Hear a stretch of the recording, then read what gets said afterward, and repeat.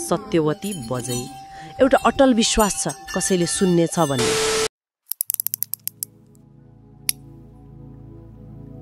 पाल्पाको 3औं गाउँपालिका वडा 9-3 कोलडाँडामा छ यो मन्दिर। किन यति महत्त्वपूर्ण मानिन्छ त यो मन्दिर? यहाँ सत्यवती बजैले एकदम साँचो मनले सत्य बोलेर गरेको प्रार्थना सुन्नुहुन्छ भन्ने गहिरो विश्वास छ। धेरै वर्ष पहिले यही कोलडाँडातिर सत्यवती नामकी एकजना साह्रै धर्मी, सत्य बोल्ने अनि दयालु वृद्धा हुनुहुन्थ्यो रे। उहाँ गाउँलेका लागि अभिभावक जस्तै।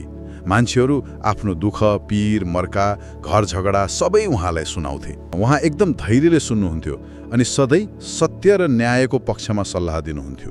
उहाँको सल्लाहले ठूला झगडा मिल्थे, कसैका त रोग पनि निको हुन्थे भन्ने विश्वास छ। उहाँको प्रभाव त निकै रहेछ, तर उहाँको निधन पछि के भयो त? उहाँ बित्नु भएपछि पनि गाउँलेहरूले उहाँको अनुपस्थिति भन्दा पनि उहाँको उपस्थिति झन बढी महसुस गर्न थाले रे। रातमा उहाँ बस्ने ठाउँतिर, खास गरी त्यहाँ नजिकै एउटा सानो ताल छ, त्यसको वरिपरि अनौठो किसिमको उज्यालो देखिन थाल्यो रे। कसैले सपनामा बजैलाई देखे, कसैले त प्रष्टै आवाज सुनेको दाबी गरे। आवाज चाहिँ कस्तो भने, सत्य बोल म सुन्छु। अलौकिक अनुभवहरू हो। यस्तै अनुभवहरूले गर्दा गाउँलेहरूलाई के विश्वास भयो भने बजैले शरीर छोडे पनि उहाँको आत्मा त्यही देवीको रूपमा हुनुहुन्छ र सत्य बोल्नेको कुरा सुन्नुहुन्छ। यही गहिरो विश्वासले गर्दा मानिसहरूले उहाँको सम्मानमा त्यहाँ मन्दिर बनाएर सत्यवती बजै भनेर पुज्न थाले। स्रोतले पौराणिक पक्ष पनि उल्लेख गरेको छ। पौराणिक कथा अनुसार उहाँलाई खालि दयालु वृद्धा मात्र होइन कि सत्य र धर्मकी प्रतिमूर्ति एक देवीकै रूपमा हेरिन्छ। केही लोककथाले त उहाँलाई भगवान विष्णुसँग पनि जोड्छन्। एउटा कथामा के छ भने उहाँको सत्यनिष्ठा र भक्तिबाट प्रसन्न भएर विष्णुले वरदान दिनुभएको थियो रे, जहाँ तिम्रो नाम लिइन्छ त्यहाँ सधैँ सत्यको जित हुनेछ। ओहो, त्यही भएर होला है उहाँको नाममा झुट बोल्न नहुने मान्यता बसेको? हो, बिल्कुल। त्यही वरदानका कारण उहाँको नाम लिएर कुनै काम गर्दा वा कसम खाँदा झुट बोल्न वर्जित मानिन थाल्यो। उहाँको नाम र सत्य त पर्याय जस्तै भए। स्रोतले झुट बोलेमा परिणाम भोग्नुपर्छ भन्ने पनि उल्लेख गरेको छ। यो विश्वास कति बलियो छ? अघि राजाको कुरा आएको थियो नि। हो छ। एउटा निकै प्रचलित कथा छ जसले यो विश्वासलाई झन बलियो बनायो भन्ने गरिन्छ। कथा अनुसार परापूर्व कालमा एकजना शक्तिशाली तर अलि स्वार्थी राजा थिए रे। उनले आफ्नो केही व्यक्तिगत फाइदाको लागि सत्यवती बजेको थानमा गएर देवीलाई साक्षी राखेर झुटो वाचा गरेछन्।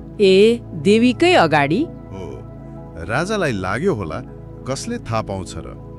त्यसको नतिजा तुरुन्तै देखियो। उनको राज्यमा भयानक खडेरी पर्यो।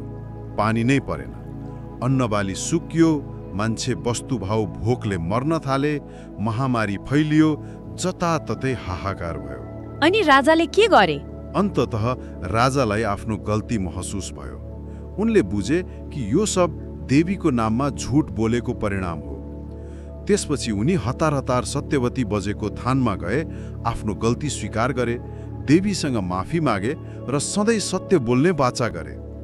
भनिन्छ राजाले साँच्चै मनदेखि पश्चाताप गरेपछि मात्र राज्यमा पानी पर्यो, रोग हट्यो अनि बिस्तारै सबै ठिक भयो। ओहो, यो कथाले त सत्यको महत्त्व कति छ भन्ने प्रश्न पार्छ। हो नि।